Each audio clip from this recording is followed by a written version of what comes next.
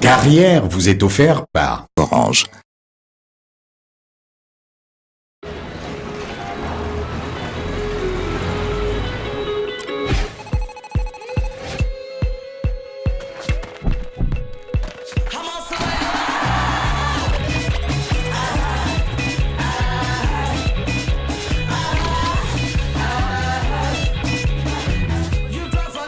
Prenez le contrôle de vos mégas avec My Way Data d'Orange. Orange. Cette émission vous est offerte avec le soutien de Johnny Walker. Keep Walking Cameroon.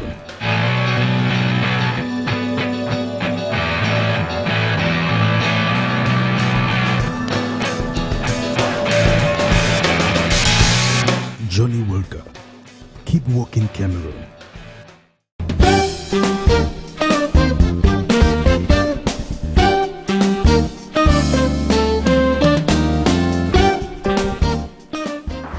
Quelles que soient nos aptitudes et face aux difficultés, nous aspirons tous à réussir. Pour vous y aider, ce magazine s'est destiné à vous montrer toujours un parcours réussi pour vous inspirer, vous donner des conseils et astuces édifiantes pour vous accompagner dans votre accomplissement professionnel, mais aussi vous présenter des initiatives pour que l'innovation toujours reste votre préoccupation au quotidien. Voilà, mesdames et messieurs, le menu du magazine Carrière. Donc voici d'abord en image le sommaire de cette édition.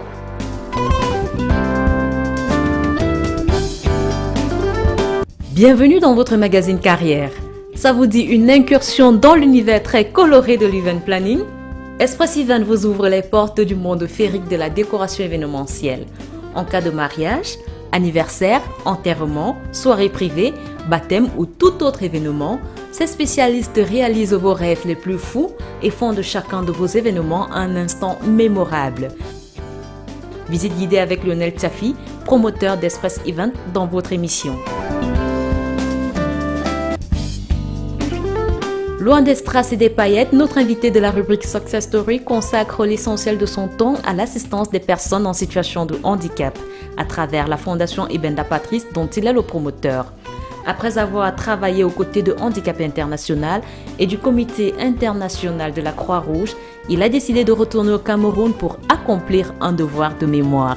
Achille Otuesono, orthoprothésiste, sera notre invité de la rubrique Success Story. Dans notre rubrique coaching, on parle cette fois-ci des applications de messagerie mobile, comment ça marche, éléments de réponse avec notre expert chez Dukamdem Community Manager. C'était le sommaire. Installez-vous, nous commençons tout de suite.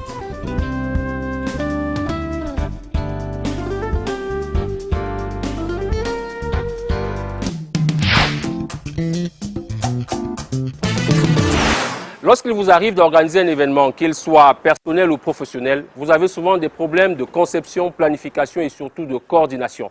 Pour résoudre cette difficulté, appelez des personnes qui ont de l'expertise, des professionnels de l'organisation événementielle. À Yaoundé, il existe une entreprise qui peut vous offrir ce type de prestations. C'est Express Event que dirige Lionel Tchafi. Il est basé ici à Yaoundé, je vous l'ai dit, et il nous fait la présentation de cette entreprise et de son activité dans la rubrique Initiative.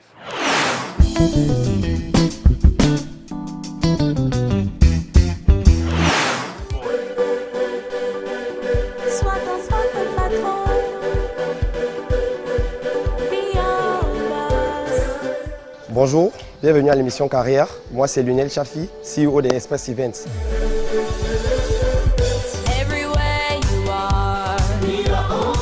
Je vous présente mademoiselle Massouma Ebon, c'est elle l'assistante administrative Je vous présente Sharon, celle qui est chargée de la clientèle.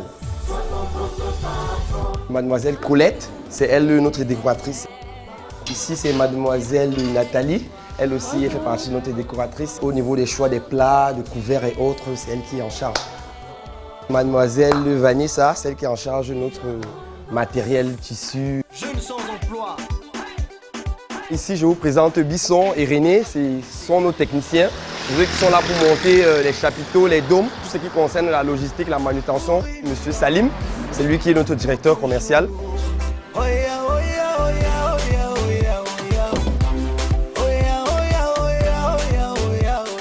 Express Events est une agence d'événementiel qui fait dans la mise en place, la décoration, des mariages, funérailles, dîners privés, séminaires, bref, tout ce qui a trait à l'organisation d'un événement, qu'il soit triste, qu'il soit joyeux. Toute personne, tout Camerounais qui veut que son événement soit mémorable peut venir à Express Events. Ce qui change ou ce qui diffère, c'est juste le niveau, la qualité du matériel. Je vais vous prendre un exemple simple. Les ambassadeurs, ministres, présidents préfèrent des verres en cristal, des plats gris de graines. Par contre, un citoyen lambda, lui, par contre, c'est juste une déco très simple, très belle. Une danse, juste une danse.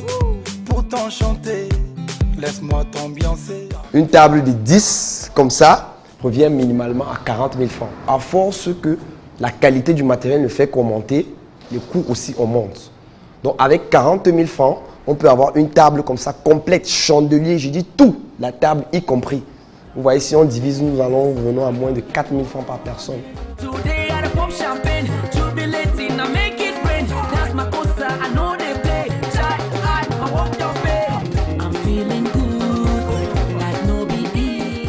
L'un des aspects qui a fait Express Events, c'était les dîners privés. On veut recevoir 2, 3, 4 personnes, 10 personnes à la maison et nous n'avons pas le matériel approprié. On contactait Express Events. Nous approchons beaucoup plus des sociétés publiques, parapubliques et des sociétés privées. Nous travaillons aussi beaucoup avec les ambassades pour leurs fêtes nationales et autres. La vie c'est comme ça, faut pas pleurer. La vie c'est comme ça, faut pas lâcher. C'est pas à pas, mais faut avancer. La vie du monde. L'un des acquis de Express Events, c'est d'abord ce sublime showroom dont vous regardez. C'était un studio, une maison, une chambre, une douche. S'agissant des réalisations et autres, nous avons des réalisations avec la SNH, la Tradex, Campus, UPU, avec des différents types de particuliers. Donc nous remercions toutes ces entreprises-là qui nous font déjà confiance, surtout que nous sommes très très jeunes dans le marché et nous aspirons à aller encore de l'avant.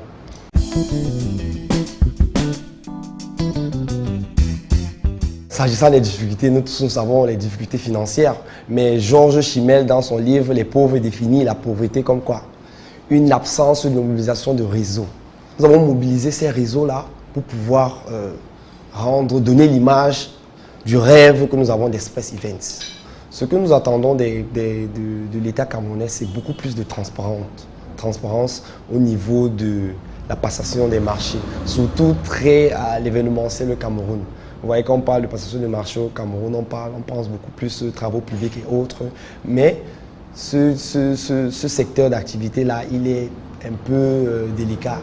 Pourquoi? Il y a des gens qui gagnent des marchés, qui viennent peut-être me voir pour m'expliquer que tiens, ils ont un marché avec tel ministère, ils veulent qu'on sous-traite ce marché-là. Pourtant, ils ne disposent d'aucun matériel. Maintenant, s'agissant des banques, le temps viendra où nous allons solliciter les banques. Pour l'instant, nous sommes encore une très petite moyenne entreprise et nous allons faire notre chemin et j'ai foi à ces banques-là pour nous accompagner pour que l'entreprise grandissent. S'agissant des clients, les clients souvent demandent des prestations et quand nous les faisons, à la fin de la prestation, ils ne payent pas le montant total qui est censé payer. Donc nous demandons vraiment beaucoup plus d'honnêteté.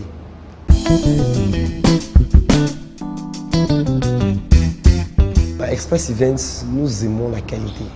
Et pour l'instant, nous sommes en train de nous déployer d'abord sur Yaoundé Et ensuite, au niveau du court terme, c'est prendre vraiment la ville de Douala. Vous savez, c'est la capitale économique.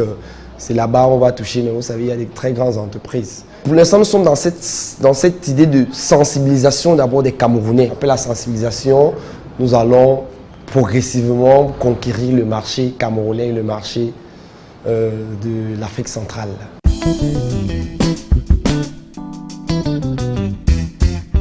Le conseil que je vais donner aux jeunes, qui a été l'une de mes devises depuis mon Master 1 à l'Université catholique, sort du livre Méditation de prison, qu'il dit ceci: tout ce qui compte ne peut pas toujours être compté, et tout ce qui est compté n'est pas toujours ce qui compte. La jeunesse, osons, travaillons sur ce qui compte.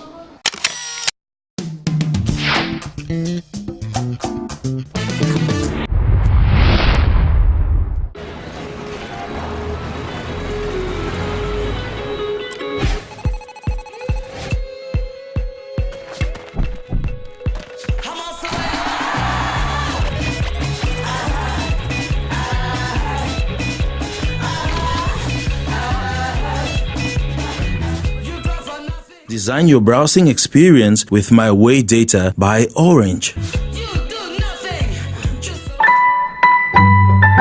Orange. Je vous invite à présent à marcher sur les pas d'un combattant de l'humanitaire. Il a fait la guerre en Centrafrique, bravé les interdits au Darfour avant de trouver un peu de paix à New Delhi en Inde.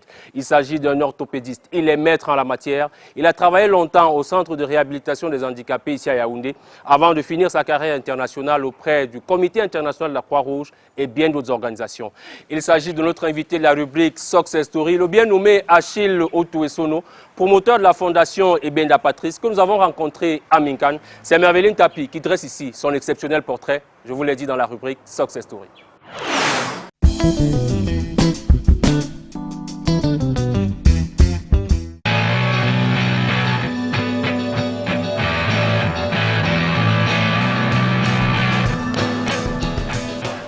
Regardez Success Story avec Johnny Walker. Keep Walking Cameroon.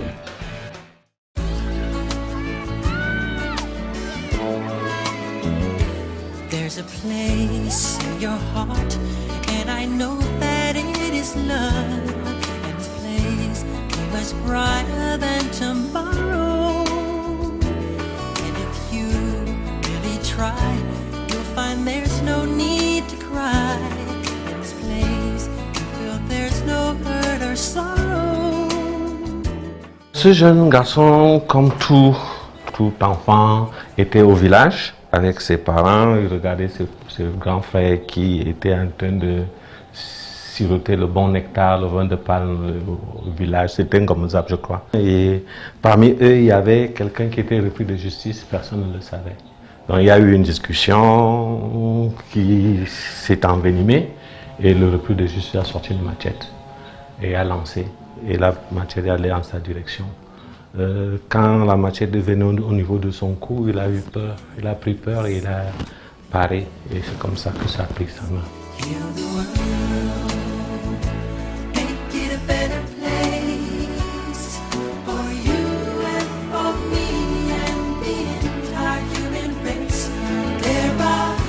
Morceau choisi du quotidien de cet humanitaire sans frontières qui prend plaisir à réparer les hommes. À longueur de journée, c'est un balai incessant de personnes en difficulté qu'il reçoit. Ils arrivent d'horizons divers, dans l'espoir de trouver ici, au centre d'appareillage orthopédique de la Fondation Ebenda Patrice de Minkan, un soulagement. Une initiative d'un professionnel rompu à la tâche, le nommé Achille Otuesono. Fils de Essono Dominique et Bekono Angèle de regrettée mémoire, Achille vient au monde le 18 février 1959. Originaire de Fébé Village, il est 7e enfant sur 11. Je me souviens surtout au moment où on partage le repas et on nous met une assiette ou une casserole au milieu et c'est tout le monde qui mange. Et ceci a un avantage, c'est que tout le monde va manger quelque chose, même si on ne mange pas à satiété, mais ça saute la fratrie. On est très unis. dans cette façon de faire. Aujourd'hui, on mange dans des assiettes, chacun dans son coin. On ne sent pas cette chaleur fraternelle.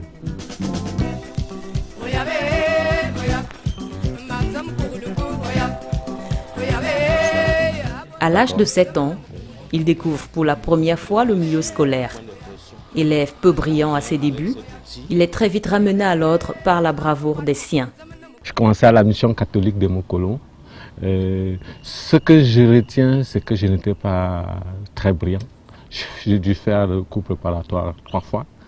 Et je me souviens, j'allais à l'école, j'attendais juste qu'on me donne 25 francs pour manger mes beignets. Quand je découvre en fait pourquoi on va à l'école, et c'est là que ça démarre réellement. Et jusqu'à présent, ça ne s'est plus arrêté. Le déclic, c'est quand je rate mon CPE. Ça doit être autour de 69 par là. Et je rate mon CPE et mon petit frère, lui, le passe. Et là, ça fait très mal. Et lorsque j'ai commencé là, je n'ai plus jamais raté un examen jusqu'à ce jour.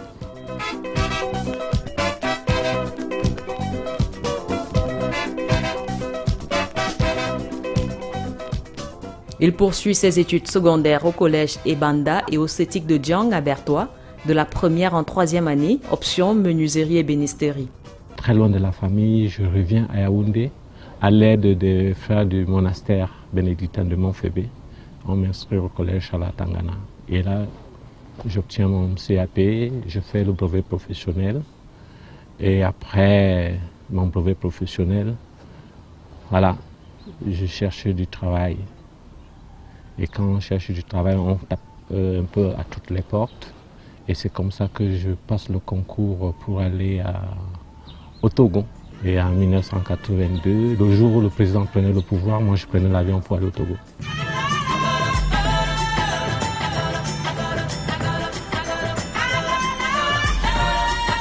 Nous sommes alors le 6 novembre 1982.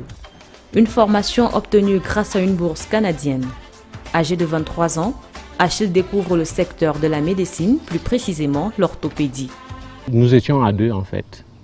Et quand on arrive, on trouve que les étudiants de là-bas sont déjà en pleine préparation d'examen du premier trimestre. On arrive le 8, on a commencé les classes le 8, et c'était un examen, on devait composer des choses que nous on ne savait pas. C'était difficile. Mais lorsque vous savez ce que vous voulez, vous prenez.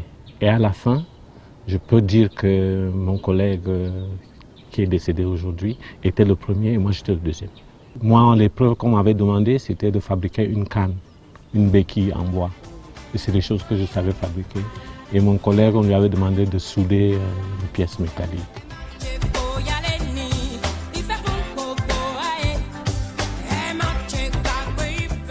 Premier voyage à l'étranger pour le jeune étudiant certes, mais facile intégration tout de même. Moi, je partageais ma chambre avec un Malien qui m'a vraiment tenu par la main. Il m'a donné tous les résumés des cours qu'ils avaient déjà eus, donc ça nous a permis d'intégrer facilement. Et c'est comme dans tout centre de formation, vous allez en classe, vous avez des médecins et les après-midi vous avez des travaux pratiques, on vous donne des patients, on vous donne des exercices.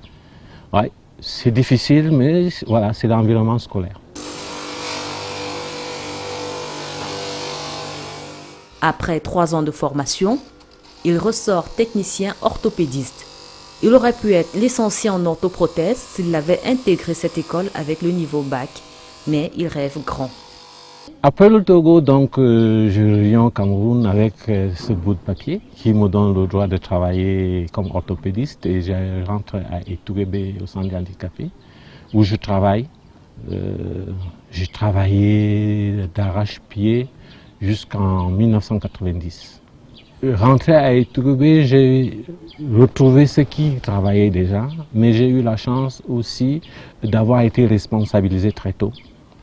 Parce que j'avais un penchant dans la formation, donc spontanément je faisais faire des petits trucs de remise à niveau à mes collègues. Et c'est comme ça qu'on m'a promu donc, comme responsable de l'atelier. Et là, j'ai fait la formation avec mes collègues. J'ai travaillé jusqu'en 1990 où j'ai obtenu une bourse de la coopération allemande pour aller faire la formation supérieure.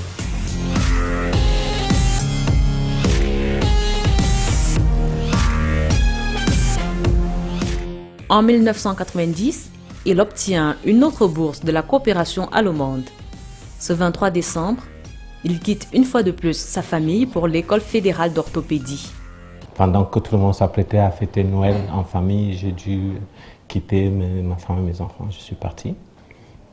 Je suis arrivé à Stuttgart et puis on me met dans un train. J'arrive dans une ville qu'on appelle Tübingen. Et à Tübingen, on m'amène dans un petit village qui est Bad Niedernau. Et c'est là où j'apprends l'allemand. J'apprends l'allemand pendant 6 mois et on quitte Bad Niedernau pour Berlin. Et à Berlin, on fait des examens pour l'examen de langue. Et quand on passe l'examen de langue, on peut donc se présenter au concours d'entrée à l'école fédérale d'orthopédie. Et j'ai passé le concours à Dortmund. À son arrivée en terre allemande, il parle seulement l'anglais. Il faut vite braver la difficulté de la langue en se mettant au travail. Quand on entre à la BUFA, la Bundesfachschule für Orthopädie Technique, c'est difficile. C'est une classe de 32 et on n'est que 2 Africains, et un Tanzanien et moi, parce que les autres n'avaient pas pu passer au concours. Mais c'est le travail qu'on fait tous les jours. Je peux dire que en Allemagne, ce que j'ai beaucoup appris, c'est être rationnel, ordonné, savoir coordonner, planifier, et aussi avoir des méthodes d'enseignement, transmission du savoir. Mais en termes de technique, je n'ai pas appris grand-chose parce qu'à Lomé, on nous avait très bien formés. Donc ça s'est passé très bien. Et les matières scientifiques, l'anatomie, pathologie, et toutes les matières qu'on fait là, psychologie, c'est des choses qu'on apprend et qui ne changent pas. Quand on étudie à l'étranger, on peut s'inscrire à plusieurs cours en même temps.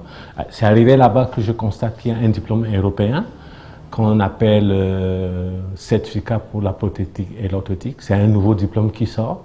Donc je m'inscris pour être aussi à la page. Donc c'est le plus haut diplôme d'orthopédie aujourd'hui. Donc je le fais et je le passe. Donc je rentre avec 2 diplômes. Un diplôme de maître orthopédiste et un diplôme de certifié en prothétique orthotique.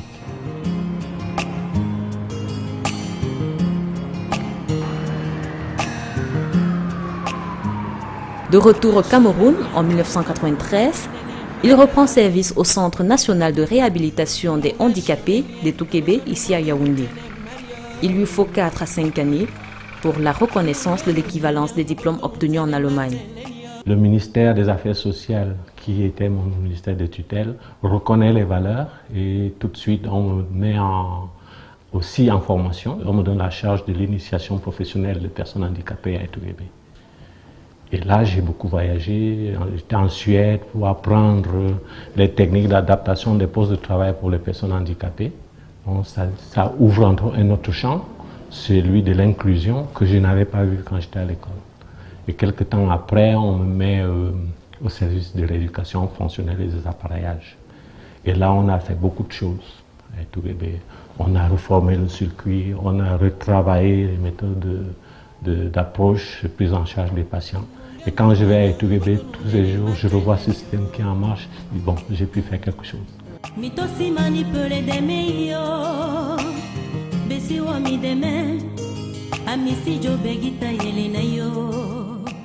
Invité à participer au 15e anniversaire de l'école de Lomé en 1995, Achille Touessono fait une rencontre déterminante pour la suite de sa carrière.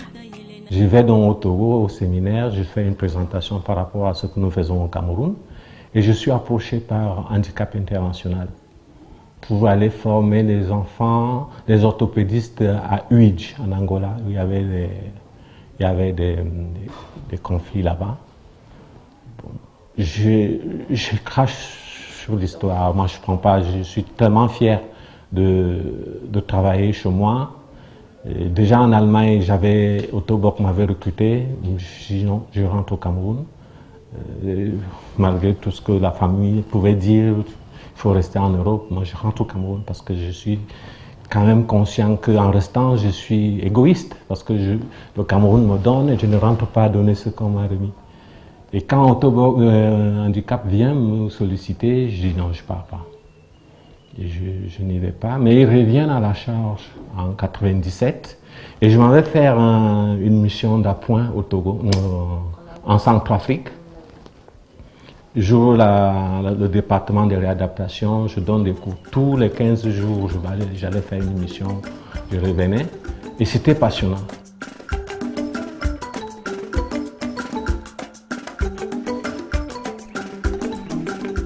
C'est ainsi qu'il attrape le virus de l'humanitaire. Avec très peu de moyens, il parvient à mettre les gens debout. Ça m'a tellement tenté qu'en 2002, j'ai dû faire le pas. Je suis allé en Centrafrique. Je travaillais là pendant un moment avec la femme de Ange Félix Patassé. On a fait des campagnes beaucoup. On a appareillé beaucoup d'enfants. Et puis, il y a le coup d'État. Et moi, je reviens au Cameroun. Et quand je reviens au Cameroun, Handicap International me met en Sierra Leone. Vous connaissez la fameuse manche longue, manche courte. Je ne peux pas vous dire combien d'amputés de membres supérieurs j'ai appareillé en Sierra Leone. Je dois quand même dire que j'ai refusé. Et je suis revenu à la maison, j'ai parlé aux enfants. On me propose dans Sierra Leone, est-ce que il faut partir, j'ai peur, c'est la guerre. Ils disent, papa, on y va. Il faut partir, il y a trop d'amputés là-bas, il faut partir. Et j'y pars.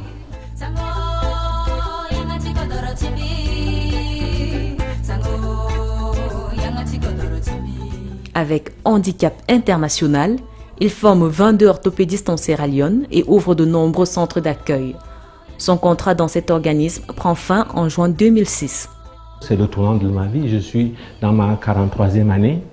Et soit je reste avec Handicap International et je prends ma retraite là-bas, soit je change. Parce qu'après 45 ans, on ne peut plus commencer à changer, à chercher du boulot. C'est un conflit interne. Et Handicap, quand je demande une mission famille quelque part, on me dit d'aller au Soudan. Alors je refuse. Je ne peux pas aller avec ma famille au Soudan. Et ils me disent qu'il n'y a pas de boulot pour moi si je ne peux pas aller au Soudan. C'est comme ça que je frappe à la porte du CICR. Et ma demande est partie au CICR. 8 jours après, on m'appelle au téléphone. Votre CV intéresse les spécialistes. Quand on peut vous parler pour vous passer une interview? Je dis non, tout de suite. En anglais, il n'y a pas de problème. Non, on va faire demain matin. Et le lendemain, on m'a appelé, j'étais encore à la maison.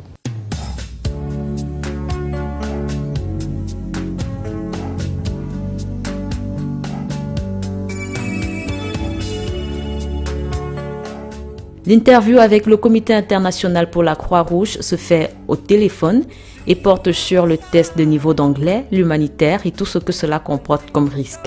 À la fin de l'entretien, il est retenu, mais une surprise l'attend au bureau. Je quitte la maison, j'arrive au bureau, je trouve un message dans ma boîte mail que ma mission ce sera le Pakistan, le Soudan ou l'Afghanistan. Ouais, je ne veux pas partir au Soudan, j'arrive à Croix-Rouge, c'est les mêmes choses qu'on me propose. Comme d'habitude, je suis rentré à la maison, j'ai posé la question aux enfants et à madame, et on a choisi le Soudan. Ma famille rentre au Cameroun, je les ai laissés ici, et moi je suis parti au Darfour.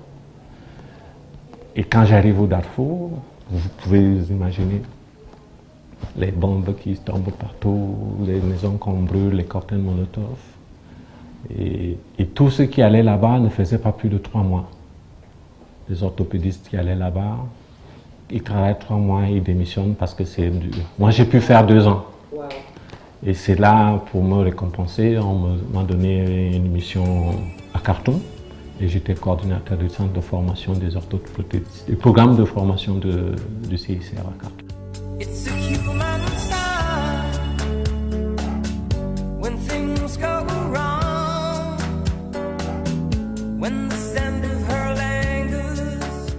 Une odyssée périleuse au cœur de la cruauté humaine. En Centrafrique, c'était un peu le jeune, l'insouciant qui va à l'aventure et qui travaille, l'engouement. Vous connaissez votre technique, vous faites sans un peu vous arrêter sur les difficultés à côté. En Sierra Leone, j'ai pris conscience des dangers ou des ravages que créent les conflits.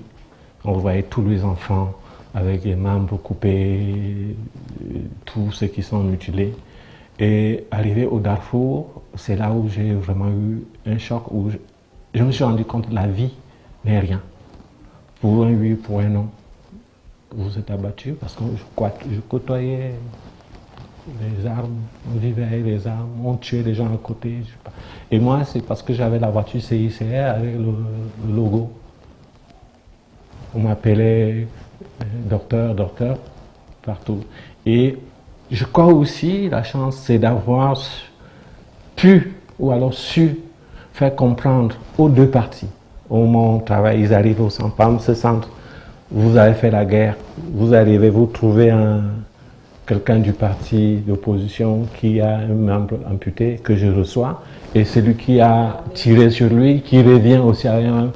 Ils doivent être dans la même salle pour se faire appareiller. Ils ne vont pas entraîner la guerre chez toi. Et là, c'était la plus grande difficulté. Faire comprendre que la guerre, quand vous arrivez au centre, c'est fini. Et même le personnel. J'avais des personnels, des gens qui refusaient de traiter les gens parce qu'ils disent ils ont tué ma tante, c'était tendu. Donc, arriver à faire comprendre ça au personnel, qu'ils prennent des patients et ils travaillent, ça nous a beaucoup aidé. Vous savez qu'on avait accès en zone rebelle Njanja 8 et on travaille avec le gouvernement.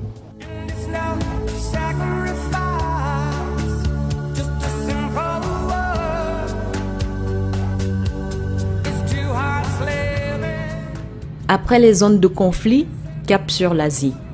En 2010, on m'envoie à New Delhi. Mais pour moi, c'est le paradis. C'est vrai que je vais en Asie, je découvre, je connais rien, je sais qu'on parle anglais, mais je n'ai plus besoin de me promener avec le Motorola ou handset pour répondre à la radio. Je quitte ma maison, je vais à tel endroit. Alors on arrive, on dit oui, je suis arrivé. Vos mouvements, vous ne les annoncez plus. Parce qu'il faut annoncer systématiquement chaque mouvement. Il faut qu'on sache. On peut vous enlever et tout peut arriver.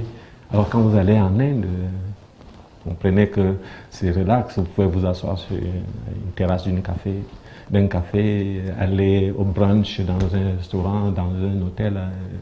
Voilà.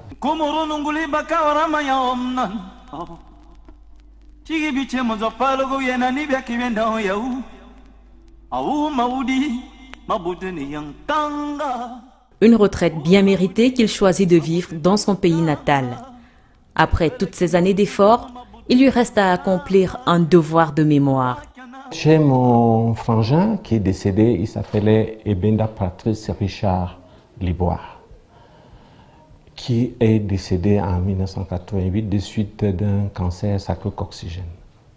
Je rentre à peine du Togo où j'ai appris l'orthopédie et voilà mon petit frère qui est handicapé, il ne peut plus se lever, cloué dans un fauteuil roulant que moi j'avais ramené en disant que je vais me faire un peu d'argent, je vais le vendre. On le perd comme ça et ça a laissé des traces. Je n'ai jamais digéré cette histoire et c'est resté là. Et je me suis promis de faire quelque chose. Pas pour lui, mais pour tous ceux qui pouvaient avoir ce genre de problème. Je suis quand même orthopédiste, qu'est-ce que je peux faire? Nous avons un Cameroun et dans notre pays, on n'a pas d'école d'orthopédie.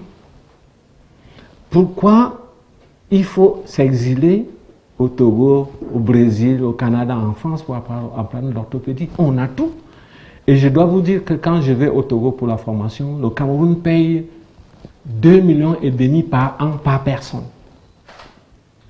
Pendant que les Sénégalais payent 500 000. On dit que le Cameroun a beaucoup d'argent. Et ça, c'est en 82. Et ça me révolte.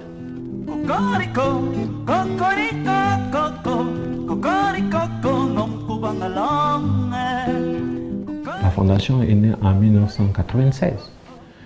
Et dans mon réduit à la maison, j'avais une petite chambre où je fabriquais déjà des prothèses, des trucs comme ça. Donc je voyais grand, il faut faire un centre, il faut créer une école, il faut créer un centre d'appareillage.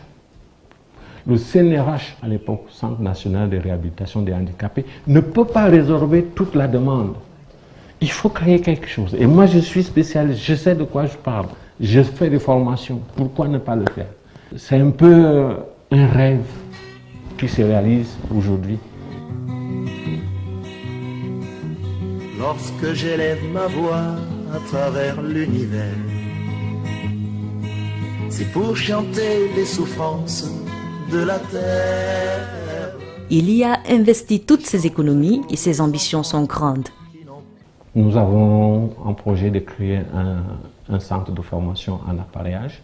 Si nous n'avons pas de formation diplômante catégorie 2 ou catégorie 1, nous allons au moins avoir la catégorie 3 qui permet d'avoir des ouvriers d'atelier, tout au moins. Parce que si vous avez une catégorie 2 ou catégorie 1, c'est-à-dire le haut niveau, une catégorie 3 va vous fabriquer tout ce que vous voyez là, sur la supervision de quelqu'un. Voilà un peu vers quoi on tend. Et pour ne pas faire tout simplement à moitié et dire on va faire, j'ai mis mon fils. Et mon fils, pendant que nous étions en Inde, je l'ai mis dans une école là-bas, une université, Indira Gandhi, où il a eu le même niveau que moi. Et depuis qu'on est là 3 ans, il n'a pas encore la reconnaissance, mais on n'attend rien. Il travaille avec nous ici. Si je ne suis pas là demain, il y a déjà quelqu'un qui peut faire tourner la fondation. Chantons pour que demain soit plus clair. Chantons pour les cœurs brisés. Un travail d'équipe qui permet de préparer la relève. Aux côtés de son père, Jean-Jacques Otuesono, orthopédiste lui aussi, se perfectionne au quotidien. J'apprends quand même beaucoup avec lui puisque il a fait une formation en Allemagne et moi j'ai fait ma formation en Inde. Donc, je suis en train d'apprendre comment on dit en anglais, best of both worlds. Donc, chez lui, il a appris avec un niveau très élevé les technologies les plus récentes et tout. Mais en Inde, c'est un peu à bas prix pour les personnes vraiment défavorisées. Donc, j'ai un pas pris des deux mondes, quoi. Donc avec lui, c'est un peu, j'apprends beaucoup. Ça donne vraiment le principe. Donc, s'il dit A, ça doit être A. S'il dit B, c'est B. Il n'y a pas de demi-mesure avec lui. Donc, c'est aussi une personne très, comment dire, perfectionniste. Vraiment, je souhaite tout le meilleur du monde. J'espère que ces projets vont réussir et qu'il aura, qu'il va avoir tout ce qu'il veut, quoi. Un enfant, un tout petit enfant, pendant la guerre, on a fait de lui un combattant. Il avait 10 ans, il n'avait que 10 ans. Pour lui, ses plus grandes victoires et ses plus belles récompenses, c'est de pouvoir donner du sourire à ceux-là qui ont perdu tout espoir. Vous avez vu, par exemple, les patients là tout à l'heure. Quand ils arrivent, d'autres viennent à 4 pattes, d'autres viennent déprimés, d'autres viennent... ils ont perdu tout espoir. Ils arrivent chez nous, on n'a pas le secret, on ne fait pas la magie, mais on arrive à les faire marcher avec le minimum que nous avons. Alors, quelqu'un qui vient à 4 pattes, vous lui donnez la prothèse, vous lui donnez son appareil, il se lève. Quand il vous sourit, c'est le meilleur salaire que vous avez dans la vie. Le sourire de quelqu'un qui vient de recevoir son appareil et qui dit merci, qui rit et qui marche. Il n'y a rien de mieux que tout ça.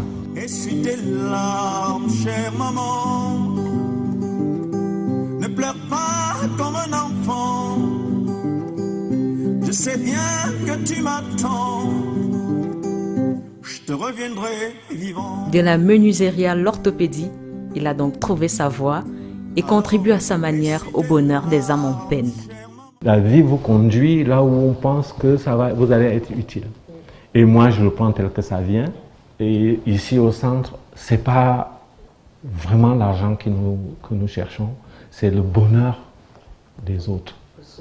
Quand on est capable de donner à quelqu'un ce qu'il n'a pas. Et nous, ici, si vous avez besoin des membres, on fait tout pour vous donner, que vous ayez de l'argent ou pas. On essaye, on demande aux âmes de bonne volonté, on demande la quête à gauche, à droite, on vous aide. Pour les jeunes, je voudrais d'abord dire qu'il faut se séparer de la facilité. Il faut éviter d'envier les autres. Être toujours satisfait du minimum que vous avez. À chaque étape, apprécier ce que vous avez ou ce que vous avez achevé. Le mot-clé, c'est le travail. Il n'y a pas de sorcellerie, il n'y a pas de magie. Le travail. Le travail, le travail.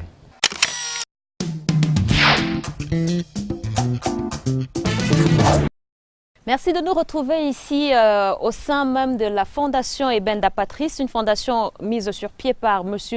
Otoué Sono, maître prothésiste, également membre de l'ISPO, que je retrouve dans la deuxième partie de cet entretien, pour qu'il nous entretienne justement sur ce que c'est que l'ISPO. ISPO, c'est la Société internationale des prothésistes orthosistes. C'est une société qui a son siège en Belgique. Et c'est l'organe qui régule la profession d'orthoprothésiste et qui définit aussi les échelles de valeur, les programmes de formation et établit les normes en termes d'orthopédie. J'ai été admis à ISPO dans le Core Committee de l'éducation où je représente l'Afrique. Et à ce titre, nous travaillons sur les plans de formation, comment développer les professionnels en Afrique. Alors, il y a quelque chose de passionnant dans ce que vous faites, et j'aime dire ça comme ça, vous reparez les gens. Bon, on répare les gens, on aide à recouvrer la mobilité, et c'est passionnant. C'est comme si vous réparez les pneus de voiture. Très souvent, quand on se balade dans la ville, on voit ces personnes en situation de handicap qui sont plus des mendiants. On a l'impression qu'ils n'y croient plus du tout. C'est comme si tout s'arrête quand on a perdu un membre, quand on est... Non. Quand on a une infirmité, quand on a un déficit, quel qu'il soit, lorsque vous arrivez dans nos structures ou alors chez les professionnels de la réadaptation, on trouve toujours un plateau, un plan de traitement pour vous. On essaie toujours de trouver qu'est-ce qui peut aller par rapport à votre déficit, par rapport à votre problème. Et avoir un handicap, avoir un déficit fonctionnel ne pourrait être une fin. Notre travail justement consiste à redonner la mobilité pour que les gens, après cette mobilité, recouvrent la possibilité de travailler, de gagner dignement leur vie, de gagner dignement leur pain et participent à la vie familiale, à la vie et à l'élaboration, à la construction de la nation comme tout le monde. Vous êtes allé au cœur de la souffrance des hommes. Vous avez fait le Darfour, le Pakistan, des pays vraiment où on touche du doigt cette réalité-là, cette souffrance de l'homme. Alors qu'est-ce que nous pouvons tirer comme profit de cette expérience que vous avez vécue? J'ai été au Darfour, Pakistan, Afghanistan et tout le reste. C'était juste pour donner un peu de ce que je sais faire aux autres. La seule chose, c'est quand vous regardez votre prochain, c'est vous-même. Et si vous avez quelque chose à pouvoir faire, faites-le. Si vous pouvez aider une personne, il faut arriver à aider. C'est difficile quand vous voyez tous ces conflits. C'est difficile de rester indifférent. Surtout quand vous voyez les dégâts que cela cause, quand vous voyez les problèmes après coup, vous voyez ces enfants qui naissent dans des difficultés de ce genre. Vous ne pouvez pas être indifférent. Si vous savez faire une petite chose, essayez de la mettre au service des autres pour aider. Quelles sont les valeurs qui encadrent votre vie de manière générale? Premièrement, il ne faut pas dire le mensonge. Ne me dites pas le mensonge. Il faut être droit. Vous dites la vérité. Quand vous êtes droit, vous dites la vérité, vous êtes honnête, vous êtes avec moi. Et pas de tricherie. Je préfère qu'on me dise tout. Vous me dites toute la vérité. On sait comment résoudre ce problème. Quand vous prenez des échappatoires à roue, non, ça ne marche pas. Nous sommes pratiquement arrivés au terme de cette entrevue, mais avant de se quitter, quel est le message de fin que vous adressez à nos téléspectateurs ce soir?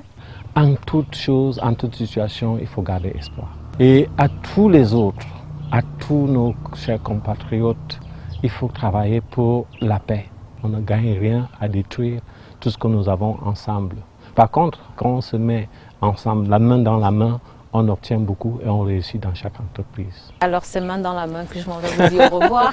Merci. En espérant vous revoir très bientôt. La fondation est toujours ouverte.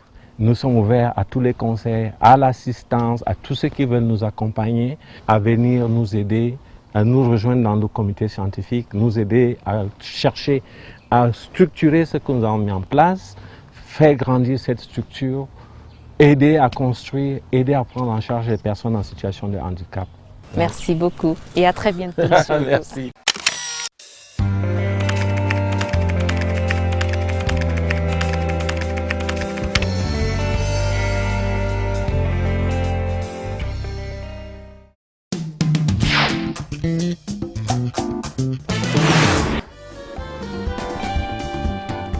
Aujourd'hui, lorsque vous surprenez quelqu'un tête baissée, c'est qu'il est en train de consulter sa messagerie mobile. Il s'agit de toutes ces applications sur WhatsApp et autres Facebook qui vous permettent de rester en contact et surtout d'échanger gratuitement une fois que vous avez de la connexion avec vos amis et connaissances. Mais savez-vous qu'au-delà de la tête baissée, il faut avoir certaines aptitudes que nous donne maintenant en conseils et astuces chez Jukamdem. Il est expert en community management. Retrouvons-le dans notre messagerie mobile.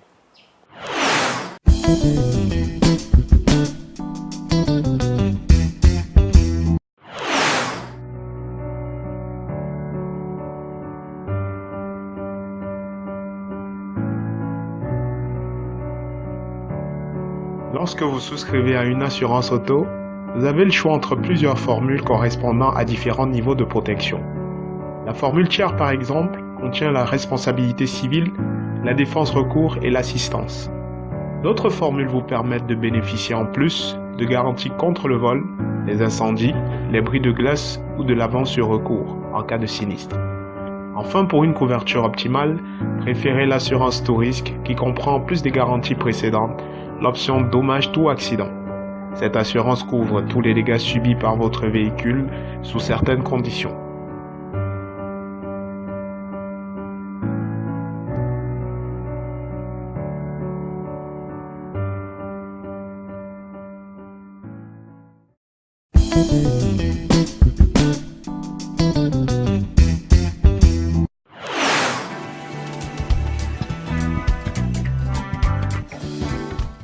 Bonsoir et bienvenue dans votre nouvelle session coaching dans l'émission Carrière où nous allons aborder une nouvelle thématique. Il s'agit des applications de messagerie mobile. Vous en connaissez certainement dans votre environnement et même dans votre smartphone car vous avez des applications telles que WhatsApp, Viber ou Imo qui mettent votre quotidien dans l'échange ou alors dans le fait de rester en contact avec vos amis et même vos collègues. Aujourd'hui, si on parle de ces applications, c'est parce qu'on veut mettre en avant un service que les entreprises ont développé via ce canal. Il s'agit de WhatsApp Business. Alors, comment est né WhatsApp Business? WhatsApp Business est juste une déclinaison en fait, de l'application WhatsApp que vous connaissez tous. L'application WhatsApp a connu beaucoup d'évolutions, notamment avec les appels vocaux vidéo, l'arrivée des groupes et l'arrivée même des statuts qui est une fonctionnalité de Stories copiée chez Snapchat.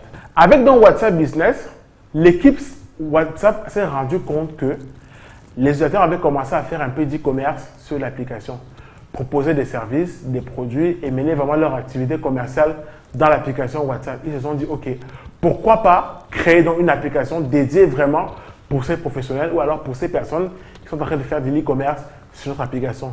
Voilà comment est donné WhatsApp Business qui permet maintenant aux entreprises ou alors même aux freelancers ou à des entrepreneurs de mettre en place un vrai canal de services après-vente ou alors de gestion de leurs produits donnés avec des clients ou des prospects ou encore des non-clients.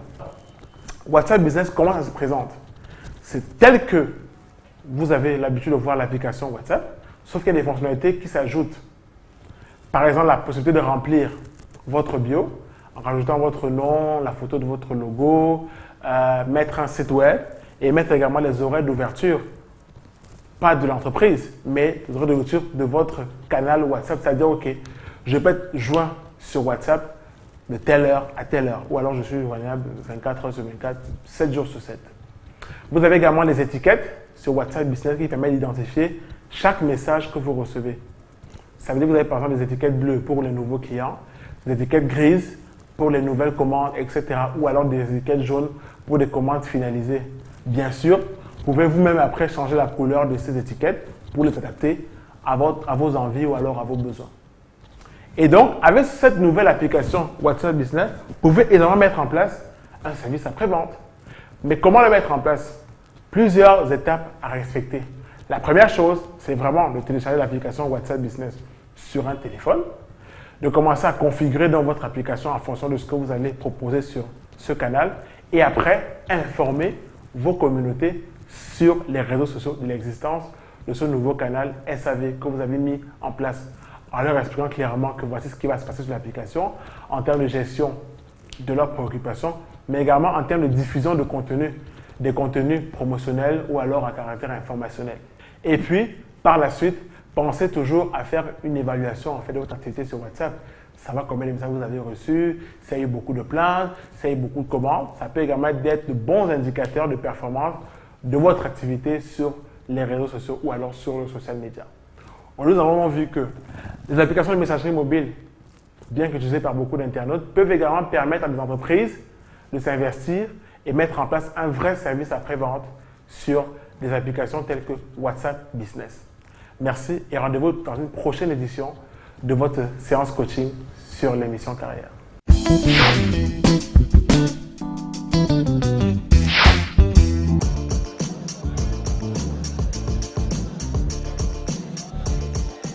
Dédicace ce mercredi 8 août à Yaoundé du livre autobiographique The Impact of One de Roland Kouemen, premier président noir de la Jeune Chambre internationale.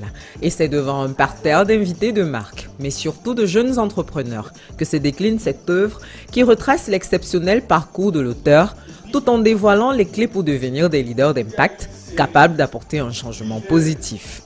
Un leader d'impact, c'est celui qui met l'homme au centre de ce qu'il fait. C'est quelqu'un qui est aussi honnête, parce que la parole donnait l'exemplarité, qui ne dit pas ce qu'il ne fait pas, qui dit ce qu'il fait et qui fait ce qu'il dit. Mais enfin, c'est aussi quelqu'un qui pense à un héritage, ce qu'on dit en anglais legacy, parce que nous sommes de passage sur terre et que voilà, pour pouvoir créer un impact, on n'est pas obligé d'avoir un poste de responsabilité ou une fonction. Ça, c'est des titres. Ça ne fait pas de nous des leaders d'impact. Tout le monde peut devenir leader d'impact. Il suffit de se mettre au service des autres. Et un balayeur peut être un bench skinner, un président, un ministre, comme l'inverse aussi peut ne pas être vrai. De son enfance à la Jeune Chambre internationale, The Impact of One est un concentré de valeurs auquel croit son auteur, Roland Kouemen. Voilà ce que nous avions préparé pour vous pour cette édition de votre magazine Carrière en vue de vous inspirer comme d'accoutumé et pour toujours. Travail, courage, persévérance en vue du succès que nous vous souhaitons à chacun. N'oubliez pas, vos actions doivent porter un impact certain dans la vie des autres pour que la réussite soit au rendez-vous commun. À bientôt pour une nouvelle édition de votre magazine dans un mois sur votre chaîne de télévision.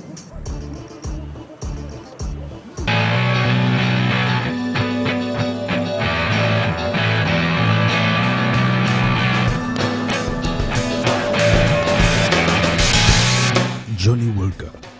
Keep Walking Cameroon. Carrière vous est offert par Orange.